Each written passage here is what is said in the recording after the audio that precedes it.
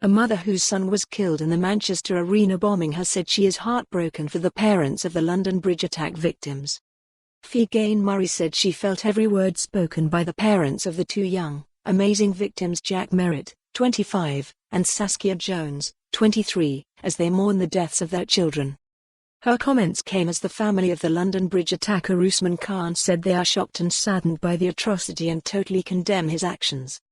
Ms. Murray's 29-year-old son Martyn Hett was one of the 22 murdered in the Manchester Arena terrorist attack in May 2017. She said, "I just know how those parents feel.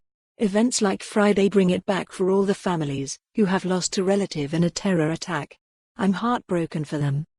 Ms. Murray described losing her son as a life sentence and said the days following the atrocity were very difficult, adding that the traumatic experience of having to identify her son's body was etched in my soul forever. But she said the kindness people showed her and the thousands of messages of support she received in the wake of his death helped her to stay strong.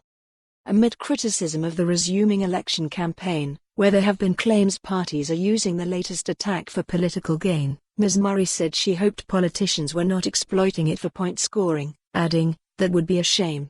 It's not appropriate, it's disrespectful if they did." She spoke after joining more than 70 terror attack survivors and relatives of victims in calling on political parties to better protect them with quicker access to mental health support and compensation.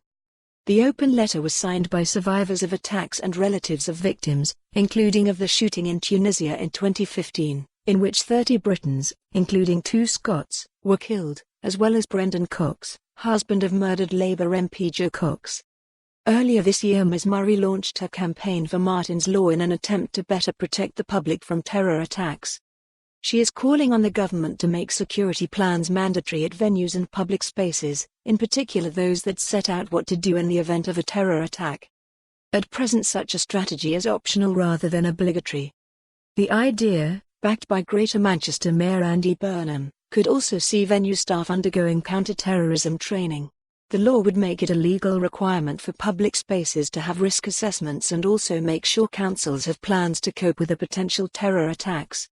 Ms. Murray, who also spoke yesterday about her experiences in the campaign at the International Security Expo in London, said, "I know it will save lives and families will be saved the heartache we have gone through."